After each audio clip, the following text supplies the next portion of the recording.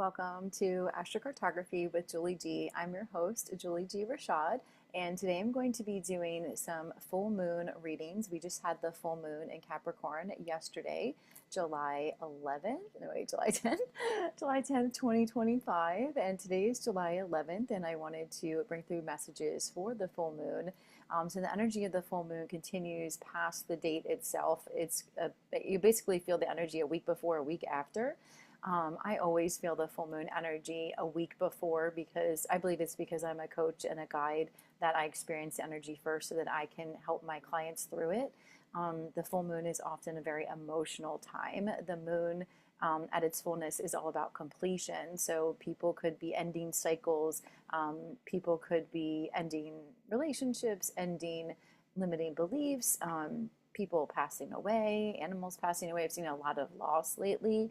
And so I wanted to bring through messages for your greatest and highest good today. I do have some oracle cards here from Moonology by Yasmin Bolin that we'll start with.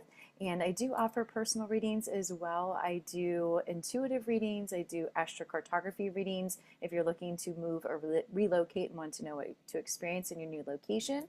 I also do birth chart readings. And yeah, let's go ahead and jump in. Okay, so first of all, the Capricorn energy is about hard work. Capricorn loves discipline. They're very focused. I think about it a lot with money, resources, focusing on your resources, getting things done, getting your work done. So it could be completing some kind of a project or completing some kind of cycle around something you've been working on. So that's just in general what a Capricorn means. Okay, so let's go ahead and ask for messages for the full moon. Messages for our greatest and highest good for the full moon. Capricorn. Oops. Camera moved there. All right.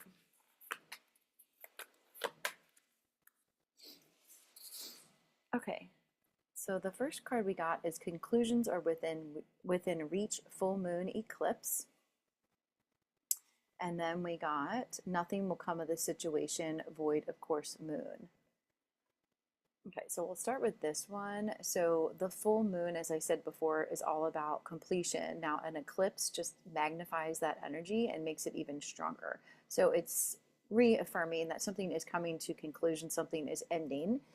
And whatever it is, there might be a period of quiet afterwards or a period of uncertainty. Void is just like nothingness. We actually had a void moon this week. I follow Serious Joy and Christopher Witecki, and he was talking about the void moon where people kind of just seem to be like not reachable, like people are just kind of checked out.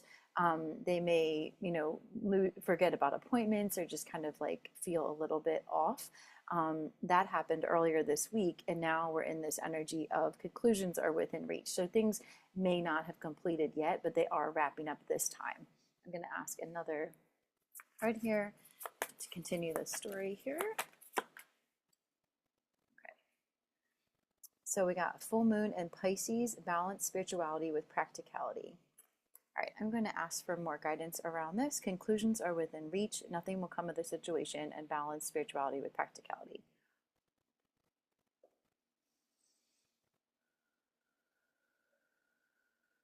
So whatever is coming to conclusion, whatever is wrapping up is for your greatest and highest good. So when things close out, there's often some pain involved in there. In that, there could be a grieving process, people grieving the loss of whatever it was, even if it was something painful, even if it was something that was no longer in alignment with them and their purpose and their what they want, what their soul wants. It can still be painful when things come to conclusion, when things wrap up. So balance practicality with spirituality. So this is taking those practical action steps like using your logic, like what would make the most sense here, like how can I rebuild here? Like it could be If a job came to a conclusion or a relationship came to conclusion, what's my practical action step? So it's getting to that place of allowing yourself to release all the emotion. Piscean energy can be very emotional, very dreamy, like spiritual energy. So once you process through those emotions, allow those emotions to process through, then you can start to focus on those practical action steps. Okay, and I'm going to be asking one more for one more card here. What are we being asked to surrender in order to allow the new beginning to come in, whatever the new beginning is for you? Surrender your belief in scarcity. The universe is asking you to open to this infinite nature of abundance, and this way you can remove blocks in your life and succeed beyond your wildest dreams. So whatever concluded, whether it was a job, a relationship, or whatever, anything that is ending, you're being asked to release your fear of scarcity, like I'll never find love again, or I'll never be able to have the money I need to pay my bills, or because when something leaves your life that was providing for you in some way, you can be left feeling like in this void energy, like nothingness, and just feeling like things are uncertain, you're in the dark, not sure of where, the money's going to come from, or if you'll ever find love again, or whatever it is that wrapped up. And you're being asked to surrender your belief in scarcity. Whenever we let go of something that is not for us anymore, there's always something that is for us that comes in its place. I just did a reading for someone yesterday who just found out something not so great about her partner, and so she's pursuing divorce at this point.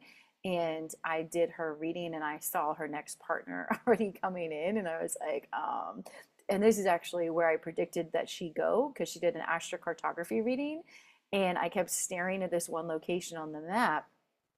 And I also can look at transits and see when it's a good time to go somewhere. And we looked at her transits yesterday, and sure enough, there was a Venus on the descendant line going right through where I told her to go. Venus on the descendant is the honeymooners line. It's like a really great place to find a love romantic partner. And it just happened to be exactly where I told her to go a couple days before. So it was really wild, but it's really, and the universe doesn't care about timing. Like we made up the time stuff. It's not real anyway. So it doesn't have to take long is my point. But yeah. Okay, so let me know how these messages resonate for you. Let me know in the comments below. If you're interested in a personal reading with me, the link will be below for that. And I hope that you have a great rest of your week and a great weekend, and I will see you soon.